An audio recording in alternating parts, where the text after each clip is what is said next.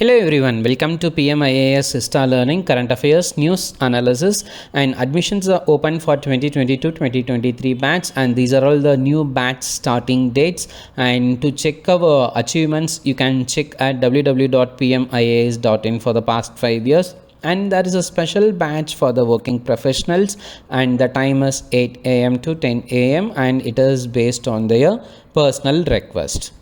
PM IAS offers you a free test series. Yes, it's a complete free test series for Group 2 and Group 4 aspirants, and it is starting from May 4th, 2022. And in this, we will be providing you a 50 plus set of test series along with the free materials.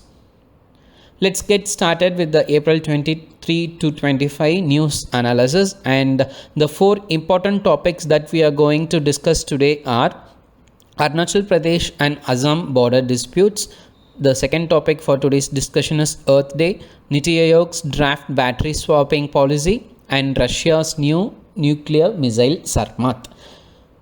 Let's get started with the first topic for today's discussion. So Arunachal Pradesh and Assam border dispute. So அவங்க ரெண்டு பேருக்கும் என்ன பிரச்சனை? So ரீசெண்டாக என்ன பிரச்சனைனா, so எப்போ Arunachal பிரதேஷும் அசாமும் பிரித்தாங்களோ right from தென் அப்போலேருந்து ஒரு 5 இயர்ஸ்லேருந்தே இந்த ப்ராப்ளம் போய்கிட்டா இருக்குது. ஸோ இந்த ப்ராப்ளம்க்கு முடிவு இல்லையா? How can we solve this problem? So அதுக்காக தான் என்ன பண்ணியிருக்காங்கன்னா, that is the governments of Arunachal Pradesh as well as the Assam, they have decided to form the district level committees. So please note here, இந்த இடத்துல சிம்பிளாக யூபிஎஸ்சியில் ஸ்டேட் லெவல் கமிட்டிஸ்ன்னு கொடுத்துருவாங்க. No, it is district level committees for resolving the boundary disputes.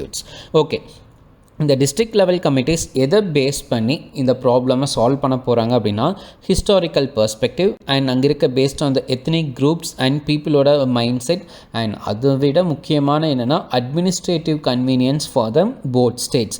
So இன்னமே in Tamil Nadu, இங்கே தமிழ்நாட்டிலே பார்த்தீங்கன்னா நிறைய ஸ்டேட்ஸ் கான்ஸ்டிடியூவன்சி பிரிக்கும் போது நிறைய இடத்துல பார்த்தீங்கன்னா தட் இஸ் அட்மினிஸ்ட்ரேட்டிவ் கன்வீனியன்ஸ்க்காக அவங்க வந்து கான்ஸ்டிடியூவன்சி கொஞ்சம் அன்கிளியராக பிரிச்சிருப்பாங்க. ஸோ அதே மாதிரி அந்த மாதிரி இல்லாமல் இங்கே அட்மினிஸ்ட்ரேட்டிவ் கன்வீனியன்ஸ்க்காக கொஞ்சம் நல்லா பிரிக்க போகிறோம் அப்படின்னு வந்து சொல்லியிருக்காங்க. So what are all the take away points? இதிலிருந்து என்னென்ன நியூஸ் நமக்கு தெரியும்னா, so Assam border dispute with Arunachal, அதே மாதிரி வேறு யாருக்கெல்லாம் பிரச்சனை இருக்குது, Assam and Meghalaya boundary dispute and Assam and Mizoram boundary dispute.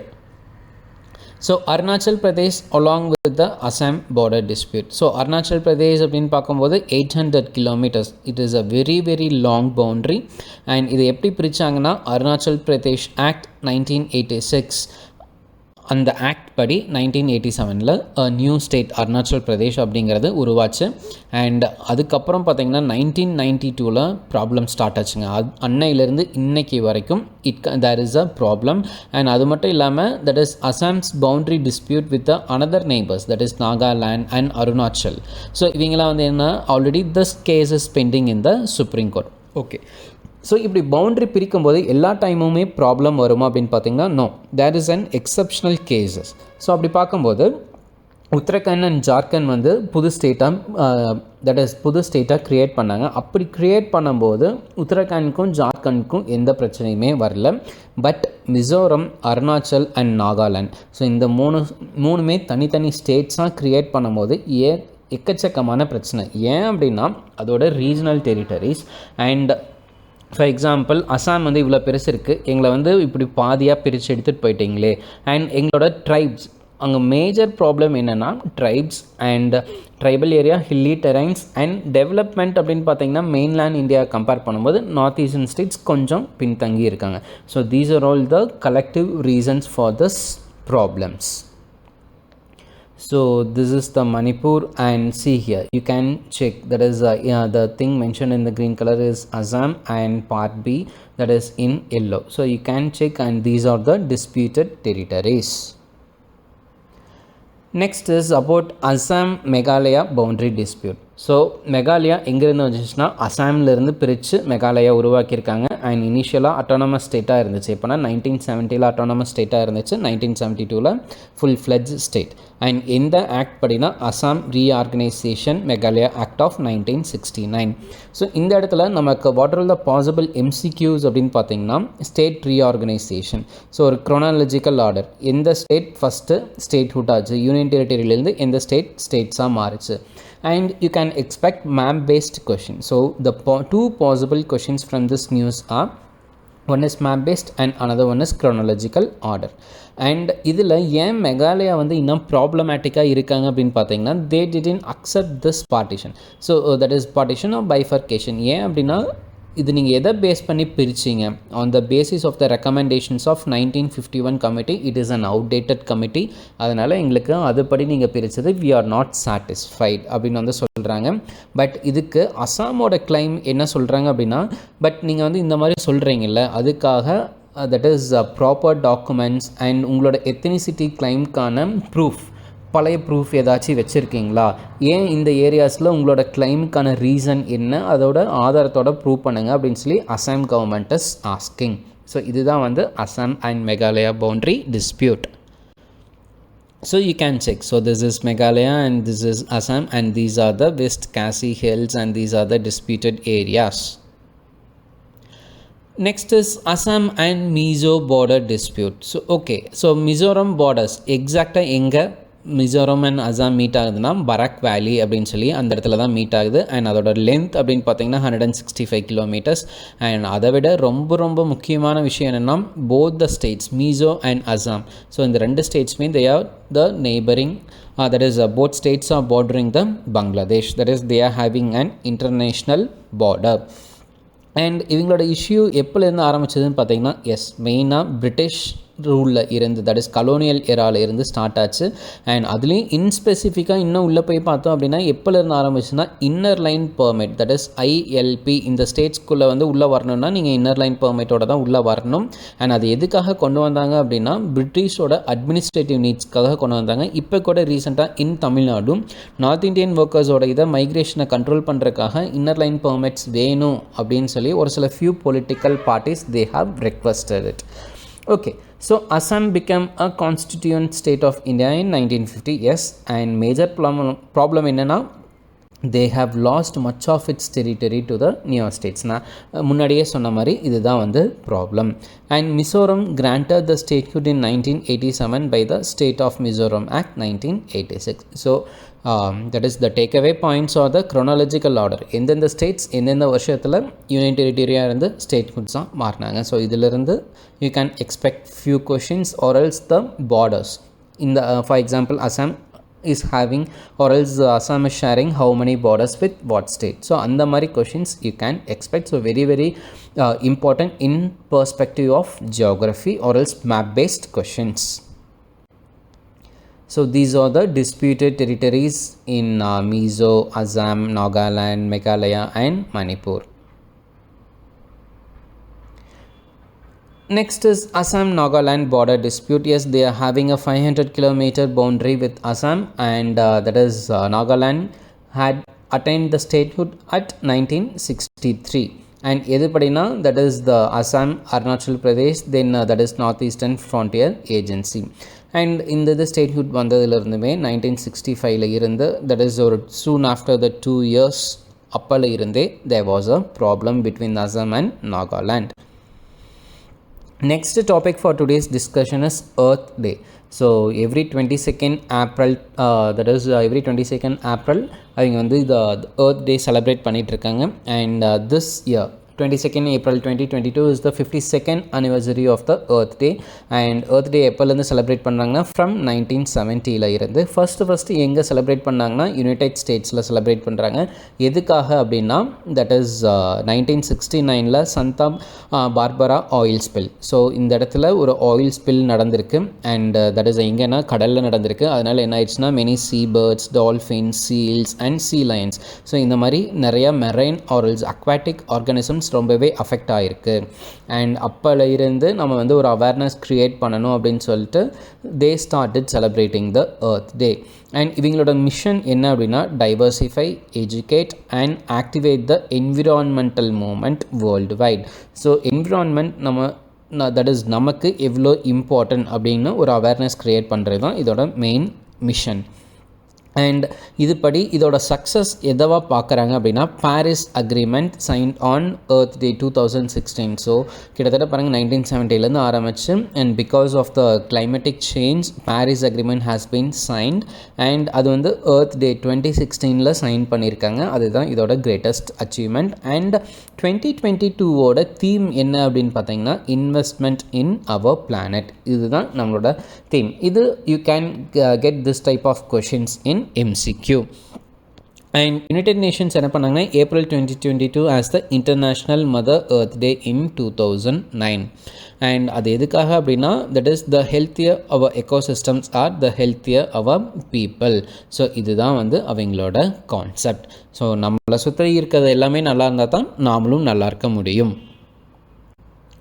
Next news for today's analysis is Niti Aayog's draft battery swapping policy. So இந்த பாலிசி என்னென்னா ரொம்ப சிம்பிள் பாலிசி. ஃபார் எக்ஸாம்பிள் இப்போ வந்து எலக்ட்ரிக் வெஹிக்கிள்ஸ்னு கொஞ்சம் அதிகமாக நம்ம மூவ் ஆக ஸ்டார்ட் பண்ணிட்டோம். ஸோ அப்படி இருக்கும்போது ஒரு இடத்துலேருந்து இன்னொரு இடத்துக்கு போகும்போது நாம் இருக்கிற பேட்டரியை சார்ஜ் பண்ணி போகும்போது கொஞ்சம் டைம் கன்சம்ஷனாக இருக்குது. அதுக்கான ஆல்டர்னேட்டிவ் என்ன அப்படின்னு பார்க்கும்போது so for example this is battery A fixed in a vehicle and this is battery B where you can get in the some nearby charging stations etc. So இப்போ உங்களோட பேட்ரி A சார்ஜ் தீர்ந்து போச்சுன்னா இங்கே battery Bயை வாங்கி உங்கள் வெஹிக்கிளில் fix பண்ணிட்டு you can travel. And அதுக்கப்புறம் இந்த பேட்ரி B இன்னொரு ஸ்வாப்பிங் ஸ்டேஷனில் நீங்கள் கொடுத்துட்டு பேட்ரி C. ஸோ அந்த மாதிரி நீங்கள் ஒரு டெம்பரரி பேட்ரி வாங்கி போட்டு you can use your vehicle. So இதுதான் வந்து ஒரு நியூ டிராஃப்ட் பாலிசியாக அவங்க வந்து கொண்டு வந்திருக்காங்க. இதில் what all the takeaway points அப்படின்னா பேட்ரி ஸ்வாப்பிங்னா என்ன, what all the key proposal and இதில் என்ன ப்ராப்ளம்ஸ் இருக்குது. ஸோ பேட்ரி ஸ்வாப்பிங் அப்படின்னா is exchanging the discharged batteries for the charged ones. இதுதான் வந்து மெயின் திங். அண்ட் இதில் வந்து இப்போதைக்கும் பீட்டா டெஸ்டிங். ஸோ டெஸ்டிங் ஸ்டேஜில் என்ன பண்ணுறாங்கன்னா ஸ்மாலர் வெஹிக்கிள்ஸ் 2 வீலர்ஸ் இல்லை 3 வீலர்ஸில் வந்து இது பண்ணுறாங்க. இன் தி லாங் ரன் நாங்கள் கண்டிப்பாக 4 வீலர்ஸ்க்கும் எலக்ட்ரிக் பஸ்ஸஸ்க்கும் the same battery swapping technique implement பண்ணுவோம் அப்படின்னு சொல்லி NITI Aayog they have mentioned. So இதோட அட்வான்டேஜஸ் என்ன அப்படின்னா தட் இஸ் எல்லா இடத்துலையும் இப்போ பெட்ரோல் பம்ப்ஸ் மாதிரி இருக்க மாதிரி சார்ஜிங் ஸ்டேஷன்ஸ் நம்ம எல்லா இடத்துலையும் செட்டப் பண்ணணும், எலக்ட்ரிசிட்டி தேவை. ஸோ அந்த மாதிரி ஒரு இது வந்து தேவையில்லை. தட் இஸ் அந்த மாதிரி சார்ஜிங் ஸ்டேஷன்ஸ் செட் பண்ணணும் அப்படின்ற எந்த ஒரு நெசசிட்டியும் கிடையாது. அண்ட் அது மட்டும் இல்லாமல் for example this is one vehicle. So இந்த வெஹிக்கிளில் நீங்கள் பேட்டரியே இல்லாமல் ஒரு வெஹிக்கிள் வாங்கிக்கிறீங்க. ஸோ அப்படி வாங்கும்போது என்ன ஆகும்னா ஸோ ஃபார் எக்ஸாம்பிள் இந்த வெஹிக்கிள் பேட்டரியோட உங்களுக்கு 50,000 வருது. ஸோ அதே பேட்ரி இல்லாமல் நீங்கள் வாங்கினீங்கன்னா 20,000 தான் வருது. ஸோ அப்படி 30,000 சேவ் ஆகும்போது so all people that is நிறையா பீப்புள் வந்து they will prefer to buy the vehicles without battery. ஏன் அப்படின்னா as they can get a battery for that is they can get the battery with the help of battery swapping techniques. And அது மட்டும் இல்லாமல் சார்ஜுக்காக நம்ம wait பண்ணோம் அப்படின்ற இது கிடையாது, டைம் கன்சம்ஷன். அண்ட் அது மட்டும் இல்லாமல் minimum infrastructure. So that is bike டிசைனிங்கே பார்த்தீங்கன்னா அதுக்கு தகுந்த மாதிரி டிசைன் பண்ணுவாங்க. But what are the disadvantages அப்படின்னு பார்க்கும்போது that is 60% of the cost for an E2 wheeler. That is batteries அப்படின்னு பார்க்கும்போது அந்த பேட்டரியோட காஸ்ட் தான் வந்து ஒரு இதோட 60% எலக்ட்ரானிக் வெஹிக்கிளோட 60% ஆஃப் தி காஸ்ட் பேட்டரிக்கே போயிடுது. இப்போ ஃபார் எக்ஸாம்பிள் மொபைல் ஃபோன் வாங்குகிறோம் அப்படின்னா அதில் இருக்க 70% of the cost goes for the display. So அது மாதிரி தான் இங்கே இருக்க எலக்ட்ரானிக் வெஹிக்கிள்ஸில் it is going for the batteries. Next என்னென்னா பேட்டரியோட ஸ்டாண்டர்ட்ஸ் அது வந்து நம்ம செக் பண்ணணும். அண்ட் அது மட்டும் இல்லாமல் அதோட டிசைன். அதோட பெரிய ப்ராப்ளம் என்னென்னா higher GST on the batteries that is 18% and 5% for the electric vehicles. So electric வெஹிக்கிள்ஸ்க்கு 5% டேக்ஸ், பட் அதர் நார்மல் பேட்டரிஸ்க்கு அப்படின்னு பார்க்கும்போது 18% லெவி பண்ணுறாங்க. அண்ட் இந்த மாதிரி பேட்ரி ஸ்வாப்பிங் மெத்தட் உள்ளே வரும்போது நாங்கள் வந்து இந்த ஸ்லாம்பையும் ரிவைஸ் பண்ணுவோம் அப்படின்னு சொல்லி there is a proposal. So what are the key proposals? Yes, the tax rate தான் வந்து ஃபஸ்ட்டு ப்ரொபோசல். ஸோ 18% ப்ரைவேட் பேட்டரிக்கு இருக்கிறது. இந்த மாதிரி கான்செப்ட்க்கு பேட்டரி ஸ்வாப்பிங் ப்ராசஸ்க்கு வாங்கினீங்கன்னா 5%க்கு நாங்கள் இது பண்ணுவோம். தென் இந்த மாதிரி டெக்னிக்கில் இன்வால்வ் பண்ணுறது, that is manufacturers, electric vehicle manufacturers battery swapping technique தகுந்த மாதிரி இது பண்ணிங்க, உங்களுக்கு நாங்கள் இன்சென்டிவ்ஸ் கொடுக்குறோம். அண்ட் கான்ட்ராக்ட் டியூரேஷன், நீங்கள் அதுக்கு தகுந்த மாதிரி நீங்கள் இத்தனை வருஷத்துக்கு இந்த பேட்டரிஸை நீங்கள் கொடுக்குறோங்கிற மாதிரி you want to fix the contract duration. And battery charging ஸ்டேஷன்ஸும் நீங்கள் வந்து தேவைப்படுற இடத்துல மோர் ஆஃபன் வச்சுருக்கணும். And registration process. ஸோ இந்த ரெஜிஸ்ட்ரேஷன் ப்ராசஸ் அப்படின்னு பார்க்கும்போது இந்த மாதிரி பேட்ரி ஸ்வாப்பிங் வெஹிக்கிள்ஸ்க்குனே ஸ்டேட் டிரான்ஸ்போர்ட் கார்பரேஷன் அதுக்கு தகுந்த செப்பரேட் ப்ரொவிஷன்ஸ் நீங்கள் வந்து க்ரியேட் பண்ணி கொடுக்கணும். அண்ட் இதில் வந்து எந்த ஒரு டிலேவும் இருக்கக்கூடாது. அண்ட் பேட்ரியோட லைஃப் டைம் அண்ட் பேட்ரி அந்த இது யூசேஜுக்கு அப்புறம் நம்ம வந்து ஸ்கார்ப்புக்கு போவோம்ல, ஸோ அப்போ போகும்போது யூனிக் ஐடென்டிஃபிகேஷன் நம்பர் இருந்துச்சுன்னா right from the manufacturing date till the scarf. So அந்த தட் இஸ் ஸ்கார்ப் யார்டுக்கு போகிற வரைக்கும் நம்ம அந்த பேட்டரியை நம்ம ட்ராக் பண்ண முடியும். ஸோ இதெல்லாம் தான் key proposals of this news, that is draft battery swapping policy. Next news for today's analysis is Russia's new nuclear missile Sarmat. So என்னென்னு பாருங்கள், ஸோ ரஷ்யா வந்து இப்போ வந்து நிறையா பிரச்சனை போயிட்டுருக்கு. ரஷ்யா உக்ரைன் வார்லாம் போயிட்டுருக்கு. என்ன தான் வார் போனாலும் அதுக்கு நடுவில் என்ன பண்ணிட்டாங்கன்னா that is new inter continental ballistic missile develop பண்ணி அதை தட் இஸ் டெஸ்டிங்கும் பண்ணிட்டாங்க. ஸோ சம்ரத் பற்றி தெரிஞ்சுக்கணும். These are the basic things for the Sarmat. And அதில் என்ன ஒரு அட்வான்டேஜ் அப்படின்னா that is ground and satellite based radar tracking சிஸ்டம்ஸை நான் வந்து ஈஸியாக இது பண்ண முடியும். அண்ட் அது மட்டும் இல்லாமல் முக்கியமான விஷயம் to counter the NATO powers. And these things are not important, but சம்ரத்தோட தட் இஸ் சர்மட் அப்படின்ற நேம் எங்கேருந்து வந்துச்சு அப்படின்னு பார்த்தீங்கன்னா it is a nomadic tribes. So nomadic ட்ரைப்ஸ்னால் ஒரு இடத்துல இருக்க மாட்டாங்க. ஸோ ஒரு இடத்துலேருந்து இன்னொரு இடத்துக்கு போயிட்டே இருப்பாங்க. So nomads. ஸோ அந்த ட்ரைப் அண்ட் இன்னுமே இந்த ட்ரைப்ஸ் இருக்காங்க. எங்கே இருக்கான்னு பார்த்தீங்கன்னா southern parts of Russia's and Ukraine, Kazakhstan. So இவங்க எல்லாமே வந்து ஏர்லி மெடிவல் பீரியடில் இருந்தே இந்த ட்ரைப்ஸ் இருக்காங்க.